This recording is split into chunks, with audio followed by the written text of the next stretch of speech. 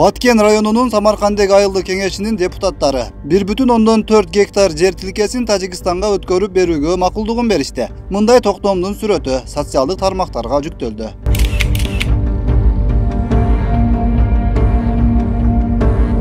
Буга чейин Тажикстанга Самаркандек айыл өкмөтүндөгү СМ жана Аксай айыл өкмөтүндөгү арык асты участоктары Тажикстанга берилери маалымдалган болчу.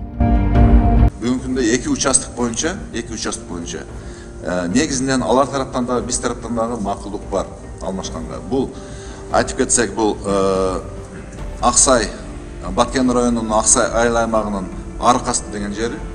Экинчиси Самаркандек айыл аймагынын Самаркандек деген участкасы бүгүнкү күндө алмашууга сүйлөшүлгөн.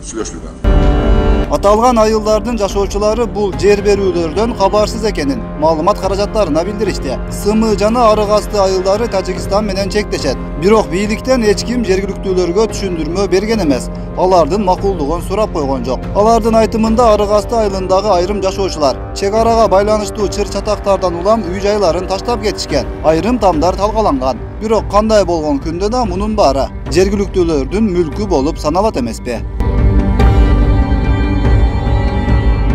Чегара маселеси боюнча өкмөттүк жумушту Жеңиш Разаков алып барып жатканы белгилүү. Ал буга чейин Тажикстан менен жер алмашуу боюнча Баткендеги тийиштүү айылдардын ар бир тургуну менен жолугуп чыгаарын билдирген болчу.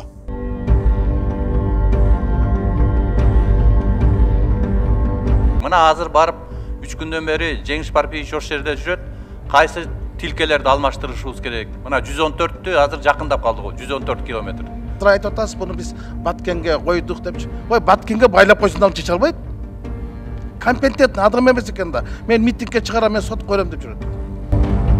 Бирок бул маселе коомчулукка, ал эмес жергиликтүү тургундарга да белгисиз жагдайда ишке ашырылып жатышы такыр туура эмес кадам катары бааланат. Алмашуу аракети ачык жана так. Кыргызстандын кызыкчылыгына каршы келбеген шартта жүрүшү зарылдыгы айтылган. Биз элге, жергиликтүү элге, коомчулукка толук маалыматты беришибиз керек. Биз маалыматты жашырып жүрүп, мына ушундай туура эмес мындай последствиялар болуп атат да. Маалымат жашырбашыбыз керек. Биз Кыргызстандан кайсы жерди берип атабыз? Канча гектар жерди берип атабыз? Ошонун ичинде кайсыл үйлөр кирип кетип атат? Канча үй кирип атат? Канча үй калып атат? Ушунун баарын айтышыбыз керек. Ал биз маалыматты азыр угуп атабыз. Самаркандек деген айылдан эле деп атат. Ал айылдан канча гектар берилип атат? Паскарыктан канча гектар берилип атат? Ушунун баарын билишибиз керек. Бул биринчи маселе.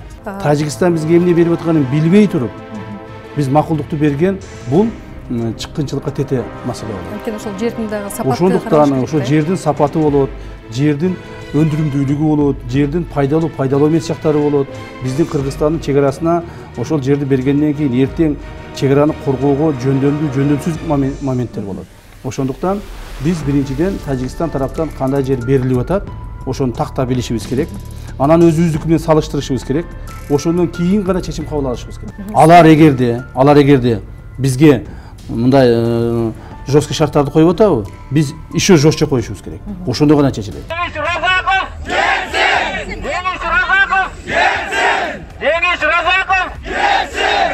Буга чейин чек ара маселесин чечүүнү жана Жеңиш Разаковду кызматтан алууну талап кылып, Баткен жана башка аймактардан чогулган жарандар Бишкекте Ак үй алдында митинг өткөрүшкөн. Жеңиш Разаков болсо митингге чыккандарга акча төлөнүп, атайын уюштуруп жаткан тараптар бар экенин айткан. Ал ортодо өкмөт кадырдык өзгөрүүлөргө барганы менен Жеңиш Разаковдун кызмат абалына байланыштуу талаптар аткарыла элек. Елдің атынан келгенбіз, тилекке каршы биздин өзүбүздүн президентибизге үнүбүз жетпегени дагы бир жолу бизди өкүндүрөт. Өткүрбек Рахманов, Регион.